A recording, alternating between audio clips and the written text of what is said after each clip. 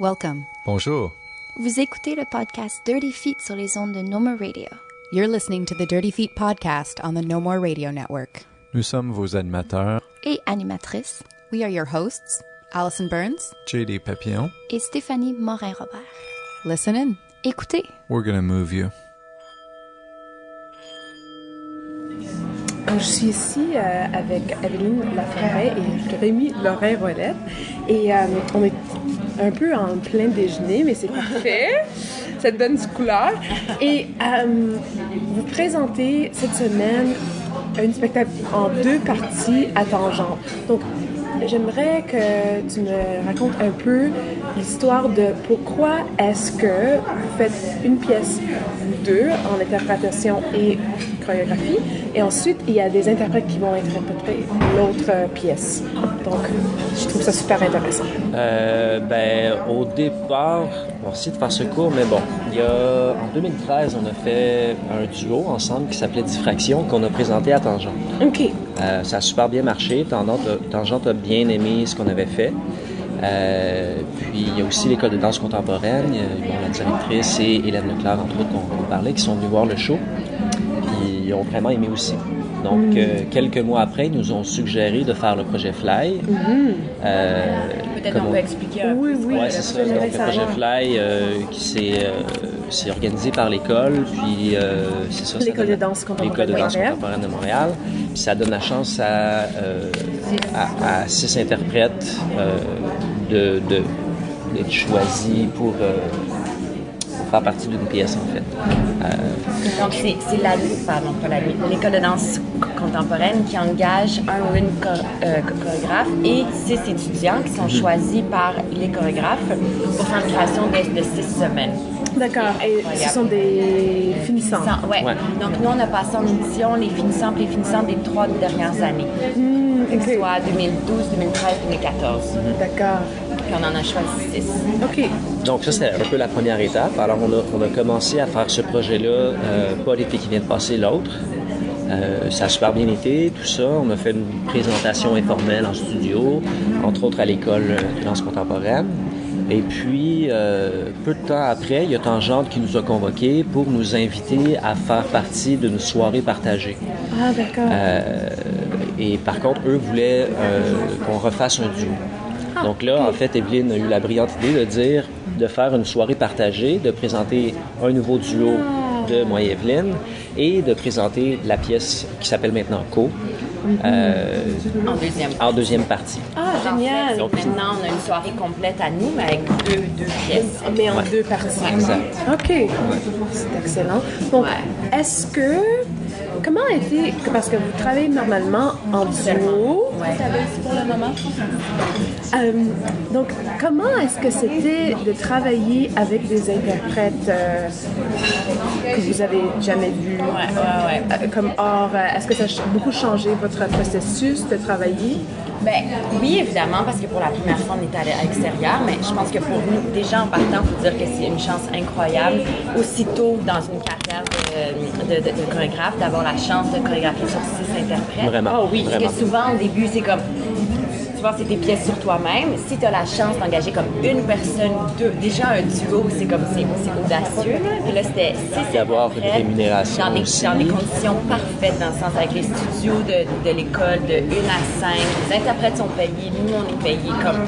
En fait, on n'aura jamais peut-être une occasion comme ça. C'était vraiment une opportunité de rêve pour nous. Vous vous sentez chanceux? Ouais, vraiment. Ouais. Puis sinon, c'est ça. En fait, ça a été super intéressant parce que les 2 premières semaines, on est vraiment allé plus dans la transmission du matériel, de la gestuelle. Il y avait déjà des séquences de danse qu'on voulait vraiment apprendre aux filles.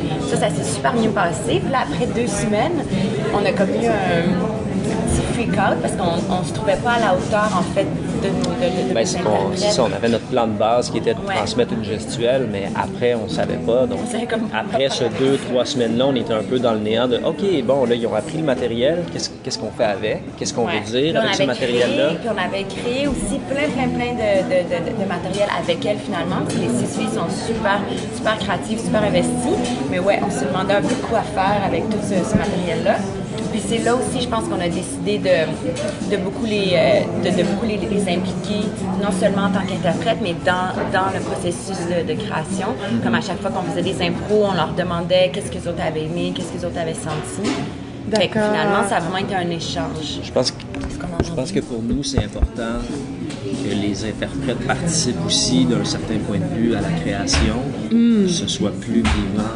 Je pense qu'on est mieux sûr que d'arriver avec quelque chose qui est déjà calé, puis de leur dire « OK, vous devez faire ça ». Parce qu'au bout du compte, c'est elles qui sont sur la scène puis qui doivent faire ça. Et c'est super bien, moi je pense de leur laisser un moment pour qu'elles se l'approprie, qu'elles l'amènent ailleurs. Puis que nous, après, on puisse justement voir toutes les nouvelles possibilités qu'elle nous offre. Autant il y a des trucs qu'on était peut-être rigides dans, des fois niaiseux, mais dans l'esthétique, dans la forme d'un mouvement, des choses comme ça. Autant que des fois, on leur laissait vraiment beaucoup de liberté pour qu'ils essayent des trucs qui leur parlent à eux. Puis après, ben, c'est sûr, nous, à la fin, on tranchait. Est-ce qu'on aime ça? OK, oui, si on aimait, on garde. Un genre de work in progress. C'est drôle, hein, parce qu'il y a certaines sections que c'est carrément de l'improvisation, fait qu'ils ont beaucoup structuré quand même. Une impro qui est très structurée, mais quand même ils ont énormément de latitude. Puis il y a d'autres sections, on est tellement piqués. Moi je suis comme avec les doigts, je suis comme dans les livres. Il y a d'autres sections parce qu'on est tellement militaire. Pas militaire, mais en fait je dirais qu'on sait beaucoup ce qu'on n'aime pas.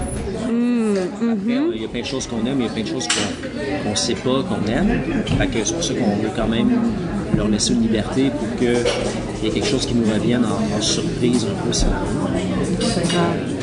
Mais il y a définitivement un moment quand on se présente avec notre premier projet qui est un peu hors de notre commun, disons, qui nous apporte toutes sortes d'affaires qu'on ne savait pas que ça allait apporter. C'est comme, on sent beaucoup de choses, en fait. Donc, c'est intéressant. Je sens que vous avez comme vraiment vous posé des questions sur votre processus propre. Que même en ce moment, vous vous sentez un peu ambivalence, disons, sur tes choix. C'est très intéressant. Donc, est-ce que vous sentez ces mêmes conflits quand vous travaillez, vous deux, sur vous, disons? Non, c'est pas les mêmes conflits, moi, je trouve. Il y en a d'autres, des conflits. Il y a plein d'autres choses aussi qui sont super le fun, mais non, j'ai l'impression que... Ben moi, je vois pas tant... pour moi, peut-être je focus pas sur le conflit plus que la possibilité. Le fait qu'on se retire à l'extérieur, déjà, ça fait vraiment du bien d'avoir un vrai regard extérieur. Quand on interprète et qu'on chorégraphie, on est dedans. On se regarde en vidéo des fois. On se filme, tu sais. Ouais, je pense ça fait du bien aussi de ne pas avoir à se concentrer à comment exécuter le mouvement. Ouais. Ah, Ça, oui. c'est la job des danseurs, des interprètes. Fait que là, nous, on peut focuser sur autre chose. L'esthétique, le fil conducteur, ce à quoi un chorégraphe devrait... On peut avoir un vrai recul, c'est drôle. C'est drôle parce que souvent les gens ils disent ça doit être super difficile pour vous qui êtes tellement physique de voir les filles danser, vous devez avoir envie de le faire. Moi je suis comme tellement pas. C'est parfait. Non, mais c'est vrai. C'est incroyable de pouvoir être assis, de voir tout ça, puis d'avoir une distance. C'est vraiment fun. C'est génial. Donc, avez-vous planifié, vous rentrez dans la salle cette semaine, avant les spectacles. Est-ce que vous avez planifié beaucoup votre plan des lumières déjà, ou est-ce que... Mais en fait, on a un super éclairagiste, David Desrochers, qui est un ami à nous. C'est la première fois qu'on travaille avec lui, mais on a super hâte de travailler avec lui. Étant donné qu'on n'a pas eu une subvention du Conseil des arts, on n'a pas pu avoir une résidence technique pour faire certains essais, comme des tests d'éclairage qu'on pourrait faire. Ça veut dire que dans le fond, le moment qu'on est à Tangente, c'est le moment pour faire toute conception et les intensités. Fait que ça va être... Mais quand même, David est venu voir des répétitions, on a brainstormé ensemble. On a comme toute une idée de ce qu'on veut faire. Lui, il y a vraiment une conception, mais ça reste très, très, très abstrait. Puis c'est demain, puis après-demain qu'on va voir ça va tout changer. Donc, peut-être, raconte-moi un peu la thématique des 2 pièces. OK. Ben, Le facteur humain, qui est la première pièce, déjà notre duo. déjà le titre, on a choisi ça il y a comme 1 an. Fallait choisir le titre. Il y a comme 1 an et demi. Ouais, c'est ça. Puis autant c'est un titre en tout cas je l'aime beaucoup, autant je trouve que ça nous dépasse un peu maintenant. Ben, c'est parce que c'est facile, c'est facile d'essayer d'intellectualiser ce titre-là, le facteur humain, on pense à plein de choses, tout ça. Pour nous, au début, c'était intéressant parce que, justement, on pensait à plein de choses avec ce titre-là. Et au final, je pense que notre travail reste beaucoup instinctif dans la physicalité. On aime ça quand ça bouge, quand c'est physique. Mais c'est sûr quand même que le titre nous a beaucoup influencé, même si peut-être le public le verra pas. Je veux dire, c'est sûr que dans le facteur humain, il y avait tout un questionnement, tu sais, comment justement, tu sais, dans un monde qui est comme cartésien, calculé, où est-ce qu'on prévoit tout, comment l'humain peut venir complètement... l'imprévisibilité d'un humain, comment il peut faire tourner une situation. Comment nos choix, des fois, tu sais, on sait que comme rationnellement, c'est le mauvais choix à faire, que c'est pas, puis on le fait quand même. Fait que ça, c'est une inspiration, c'est vraiment une inspiration. Je pense que c'est devenu notre sous-texte. Au début, on voulait parler de ça, puis au final, on s'est rendu compte que c'était peut-être trop intellect pour nous. Je reviens à ce qu'on disait, mais je pense qu'on... Donc, on parlait du facteur humain. Ouais. De tout, justement, du titre qui a tellement de sens, et que pour nous, c'est devenu un sous-titre. Mais que je pense pas que pour le public, c'est nécessairement un sous-texte. Je pense pas que pour le public, c'est nécessairement des lignes qui vont voir clairement. Je pense que, disons, les thèmes maintenant, ça serait plus l'interdépendance d'une personne à l'autre, aussi les trajectoires, comment est-ce qu'une personne peut dévier la trajectoire de l'autre. Donc, c'est comme ça que ça rentre plus dans la physique. Oui, tout à fait. Ça, c'est avant tout physique. Il y a beaucoup le dialogue corporel, je dirais, de 2 personnes. Comment une personne va influencer l'autre. Je le redis, mais je pense que ça reste très instinctif. On aime beaucoup l'idée de suggérer ou d'ouvrir des portes au public. Le public interprète ce qu'il veut après avec ce qu'il voit. Plus que de canner, de placer les choses là.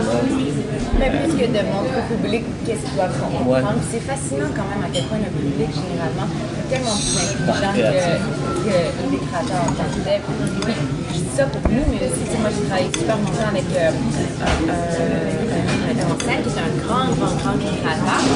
Avec toutes les tournées qu'on a faites et les retours que les gens nous ont donnés, ça me fascinait à quel point les gens disaient « Ah, tel tableau, ça veut dire ça, ça veut dire ça. » Puis je suis comme « Non, mais mon Dieu, ça l'aurait dû. C'est tellement plus intéressant que ce que ça veut dire pour le reste. » Fait que ouais, je pense que c'est une des raisons pourquoi on aime ça, justement. Ouvrir les portes, mais on ne peut pas en dire trop. Ouais. D'accord.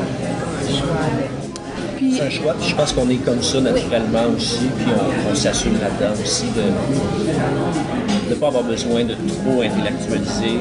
Plus, un peu comme si on regarde une toile dans un musée, on peut essayer de décrire la toile vraiment de façon intellect, ou on peut juste dire, moi j'aime cette tâche-là parce que blablabla, pas besoin de toujours être précis.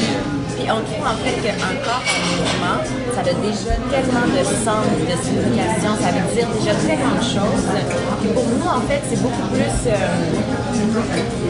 c'est comme si on laissait beaucoup plus l'inconscient parler quand on travaille, quand on travaille par du corps, que si on essaie justement de rentrer en studio puis d'arriver avec des concepts, des idées moins comme plaquées sur la physicalité. Mais c'est pour ça qu'on aime ça vraiment partir d'une physicalité brute et voir c'est quoi le sens qui sort de ça.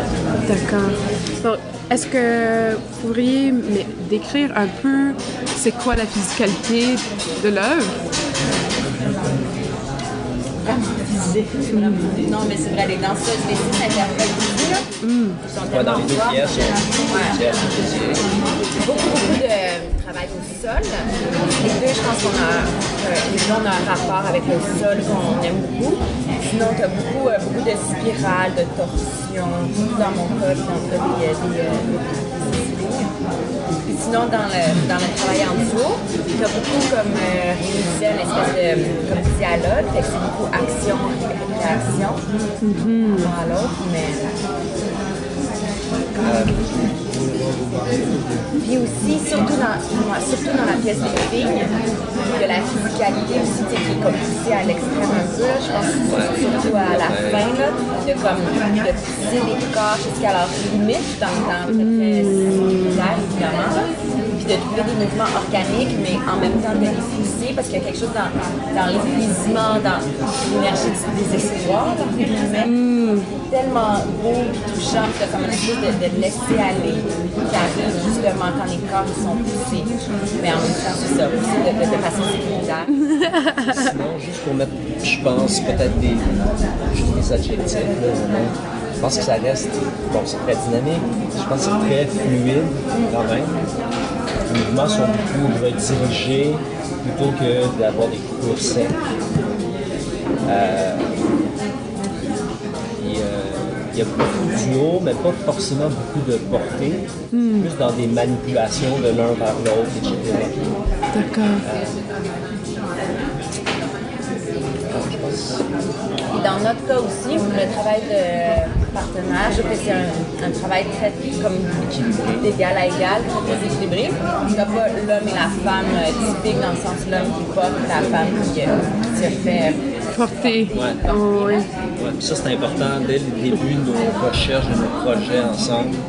On ne voulait pas tomber dans des stéréotypes d'hommes et de femmes. Si, admettons, une autre personne faisait notre duo, ça pourrait être 2 hommes, ça pourrait être 2 femmes. D'accord. Il ne faut pas nier que des fois, il y a peut-être certains avantages, ne serait-ce que juste le poids ou des choses comme ça. Mais on ne va pas vers cette tangente-là de stéréotypes. Mais d'appuyer le fait qu'on est un gars, on est une fille, parce que déjà, c'est tellement fort. Tu mets un homme et une femme sur la scène qui se regardent. Déjà, le public voit beaucoup de choses. Oui, bien sûr. On voulait pas l'appuyer. J'ai l'impression qu'on a réussi. Tu vois, Estelle, on a une amie à nous qui est chorégraphe qui est venue nous voir. Qui a dit, Puis notre œil extérieur, en fait, partout. C'est super intéressant. Il y a tout un rapport. Elle voit ce rapport-là entre elle et son fils. C'est pas un rapport amoureux. Amour-haine. Oui, non, c'est ça. Je t'aime plus. C'est 2 êtres sur la scène qui vont être ensemble. D'accord. Même si dans la vie. Sinon, dans les 2 cas aussi, dans les 2 pièces, c'est moi qui compose la musique. D'accord. Je pense que ça ajoute une touche. On développe un peu notre signature au niveau du mouvement, tout ça. Je pense que la musique appuie ça aussi. Est-ce que tu trouves ça plus simple ou plus difficile que de choisir la musique? Ben, je te dirais, ça dépend des moments. C'est sûr, c'est plus simple, c'est beaucoup plus satisfaisant dans le sens où tu n'as pas nécessairement, dans mon cas, j'ai pas à communiquer mon désir à un concepteur au niveau de la musique, dire j'aimerais ça que ça ait l'air de ça, etc. Je peux, chez moi, dans mon mini-studio, si on veut, je peux plus me permettre d'expérimenter des choses, puis après de choisir ce que j'aime, tout ça. Donc,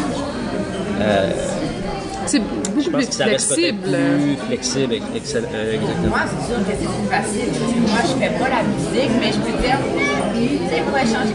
Finalement, je vais changer ça, ce solo-là, blablabla. Pour moi, c'est vraiment mieux. Pour lui, c'est peut-être un peu rushant. En fin de parcours. En fin de parcours, Comme maintenant. quand on change l'homme, puis qu'on change les durées, puis que lui, il travaille la musique là-dessus. Par exemple, pour le D'accord. facteur humain, la musique est pas mal faite, mais les durées, le peaufinement n'est pas encore là. Donc, je suis un peu stand-by musique. Quand on va avoir fini vraiment au niveau de la structure, là, je vais... Genre ce soir. D'accord. Je vais essayer de finaliser les durées, la musique, le montage, si on veut. Là. D'accord. Et pour les mouvements, la structure, la chorégraphie, est-ce que ça fait longtemps que c'est déjà fait? Ou est-ce que vous venez juste de sortir du studio? Ben, on est encore en studio. On a eu une période de création à l'été où est-ce qu'on a créé beaucoup de matériel. Fait que ouais, c'est vraiment cet été les sculptures. En fait, c'est super frais. Ah, d'accord. Mais ça, c'est pour notre duo, le Ouais. facteur humain. Ah, pour Pour Co, Co. ça a été créé, comme je dis, là, ça a été présenté en septembre, il y a un an, il y a un peu plus qu'un an. Et même au niveau de la gestuelle, au début, ça a été transformé beaucoup, mais au début, on a repris beaucoup de gestuels qu'on aimait de notre dernière pièce en duo. J'ai D'accord. Mais tu sais, ça a tellement morphé vers autre chose, déjà parce qu'il y a 6 interprètes, donc il y a plein de possibilités nouvelles qui sont arrivées. Puis comme on disait tantôt, le fait de laisser de la liberté aux interprètes, ben, eux aussi ont transformé le mouvement. Fait que on est parti de quelque chose de déjà placé pour le déconstruire et reconstruire complètement. D'accord. D'accord. Et est-ce que ça devrait être intéressant pour le public et pour vous aussi de voir les deux pièces comme back-to-back? Ouais. Une qui fait partie d'une création un peu plus... Comme, disons que on a des yeux qui sont différents après un an et demi. Clairement. Et même notre esthétique, les choses qu'on aime, les choses qu'on aime moins, les choses qu'on vit en ce moment, c'est très différent que ce qu'on vivait il y a un Tout an. à fait. Donc, ça devrait être intéressant de voir ces deux pièces, une après l'autre. Ouais. Ouais. Surtout, on se disait ça hier, on a l'impression qu'à chaque fois, les 4 fois où c'est arrivé, où on crée une nouvelle pièce, en fait, c'est tout le temps la continuité de la même pièce, comme on travaille tout le temps sur la même pièce, mais qui évolue à chaque fois. Ouais, c'est comme si nos inspirations restent un peu toujours les mêmes. Même si Ce ça qui est un peu se normal, transforme. là. Je pense que chaque artiste a un peu son style, ou, tu sais, Oui, ses bien sûr. préférences. Fait que ouais, j'ai l'impression que ça va être intéressant de voir un travail tu sais, qui a été fait avant, mais en même temps qu'il y a eu le temps justement de mûrir, d'être plus travaillé. Pardon, quelque chose qui est tellement frais, comme qu'on finit de créer. Oui. Mais je pense que dans les deux, je pense que le public va quand même voir beaucoup de similarités dans les deux pièces, puis je pense que l'essence primaire va être là dans les deux pièces. Je pense que le public va bien voir que le travail vient de nous dans les deux cas. D'accord. Je pense. Tout en ayant des différences aussi, j'espère. Je dirais peut-être juste pour rajouter, il y a certains moments, ça a été dur dans notre duo qu'on a créé après. Il y avait des idées qui émergeaient, puis oui, on pourrait faire ça, puis au final, on revenait beaucoup à... On se rappelait que, non, c'est vrai, dans le cours, on a déjà fait quelque chose d'un peu similaire. Fait il y a certains moments où on devait se dire, OK, faisons du nouveau un peu plus que de reprendre des idées, bref, qui étaient déjà dans le cours. Ouais. Parce qu'on a quand même une signature. C'est dans le corps, c'est dans notre façon de bouger. C'est sûr qu'à l'école, on essaie de nous pousser à d'essayer Sortir de de nouvelles tout pattern. choses. Tout à fait. Mais Mais ça- après, quand c'est ton matériel, quand c'est toi qui le crée, c'est comme un écrivain, tu sais, souvent, tu peux lire un paragraphe, si tu reconnais le style, même l'histoire aussi, souvent les personnages. Fait que non, c'est sûr qu'on a un style vraiment à nous, qui encore une fois évolue, Ouais. mais qui... Mais ça présente toujours un défi. C'est comme, mais est-ce que j'ai fait la même geste avec la jambe la dernière fois? Est-ce que c'est Mais vraiment ça? justement, la semaine passée, lundi passé, c'est ça. Donc, la semaine passée, quand Estelle est venue pour la première fois, on se demandait, tu sais, qu'est-ce que je faisais pendant ce loop. Puis elle était comme, tu pourrais juste descendre au sol vraiment lentement. Puis j'étais comme, Estelle, c'est exactement ce qu'on faisait dans genre Distraction. Puis elle était comme, oh merde, c'est pour ça que je ferais que c'est une bonne idée. J'étais comme, mais on fera pas ça. Comme les mêmes idées qui surgissent, puis on trouve tellement que c'est des bonnes idées, puis on les a faites. Ouais, puis en même temps, des fois, il y a plein d'idées qu'on reprend, mais que Ça serait... on regarde d'un angle différent. Donc, au final, peut-être justement, on sent l'essence primaire qui est la même, mais au final, ça donne quelque chose de très différent en même temps, je pense. Donc, ça fait combien de temps que vous êtes sortis de l'école? Moi, ça fait pas longtemps.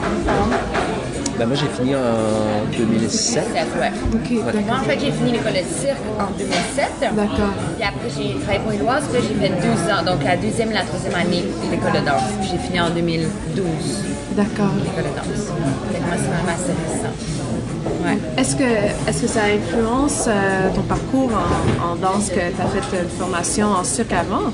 Oui, c'est sûr, je pense. Tu sais, à cause du... Ben, je veux dire à cause du cirque, mais en fait, c'est difficile de savoir si c'est dû au cirque ou juste à mon background même avant, le fait d'avoir de la gymnastique pendant 10 ans, ou le fait juste d'être tellement hyperactif. Parce que c'est sûr, il y a comme cette envie de bouger, de se dépasser physiquement. Moi, je pense que oui, définitivement, ça influence dans les deux sens aussi. Même au niveau de, tu sais, si je regarde ses performances de cirque avant l'école de danse et après, même là aussi, il y a une différence, je pense, naturellement positive. Donc, ouais, je pense que moi, je confirme ça. Dans les deux sens, ça influence. D'accord. Et qu'est-ce que tu faisais dans le cirque? Beaucoup équilibre sur les mains. Sa majeure, c'était équilibre sur les mains. D'accord. Puis sa mineure, c'était le cerceau aérien. Ah, d'accord. Et du ventre, après, je peux le répéter. Oui. Du montage. Oui, c'est ça. En fait, ma majeure, quand j'étais, parce qu'à la Cour de cirque, c'est comme à l'université, on a une majeure et une mineure. Donc, ma majeure, c'était équilibre sur les mains. C'est sur les cannes, en fait. Oui. Cette espèce de poteau avec. Ouais, fait que c'était équilibre ma majeure, puis ma mineure, c'était soit aérien, puis après ça a été trapèze danse. D'accord. Aérien, gymnase. OK. Mais c'est drôle parce que déjà, mon numéro d'équilibre, c'était comme 60% danse, 40% équilibre, même peut-être moins. Il y avait beaucoup de danse, disons. Ce qui est selon moi une bonne idée. Ouais, mais c'est ça. Déjà, il y avait comme cette partie-là d'inclure le cirque dans le sens. Intéressant. Je me demande si on verra de plus en plus de ça dans les prochaines années ici au Québec. Parce qu'en Europe, déjà, je trouve qu'il y a vraiment une symbiose entre le cirque et la danse. Moi, Et le chaque fois théâtre. que je vais, et le théâtre, ouais. Moi, ça me fait halluciner. À chaque fois que je vais à Bruxelles, tous les artistes de cirque bougent super bien. Tous les danseurs sont super acrobatiques. Moi, je suis tout le temps, comment tu fais ça? Non, je suis dans ça. Ils sont tous super à l'aise en équilibre, la tête à l'envers, tout ça. Fait que, ouais, j'ai l'impression que ça Je pense que ouais, tu sais, les choses se métissent de plus en plus maintenant. Heureusement, ça crée un nouveau style. D'accord. Donc peut-être pour serrer un peu ce qu'on fait ici, on vient juste de finir de manger, donc on va peut-être juste parler un peu de qui, quand, où, tous ces petits détails importants. Donc c'est ça, c'est une pièce, une soirée avec deux pièces qui va être présentée dans le cadre de Tangente à la salle Hydro-Québec du Monument national du 26 au 29. Donc c'est jeudi à dimanche à 17h30, jeudi, vendredi, samedi, puis dimanche à 4h. La première pièce s'appelle Le Facteur humain. C'est de moi et Evelyne. Une chorégraphie interprétée par nous deux, en fait. La deuxième pièce qui s'appelle Co, qui est chorégraphiée par nous deux, qui est interprétée par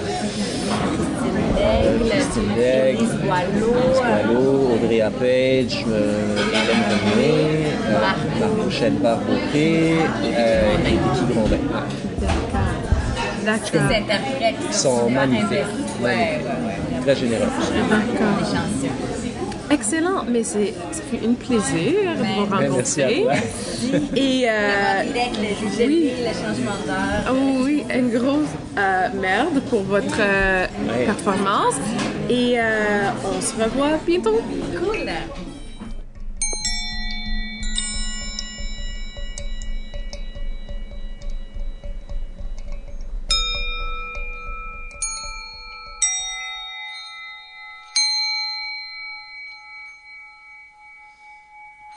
The Dirty Feet podcast is produced and hosted by Produit et animé par Allison Burns. J.D. Papillon. et Stéphanie Morin-Robert. We have Mainline Theatre, Montreal Improv Theatre, and Paul Aflalo to thank. Merci pour le soutien. Vous pouvez visiter notre site web, écouter les derniers épisodes, lire notre blog, nous aimer sur Facebook et nous suivre sur Twitter. You can visit our website, listen to past episodes, read our blog, like us on Facebook, and follow us on Twitter. Show us some love and help us spread the word. Montrez-nous un peu d'amour et aidez-nous à passer le mot.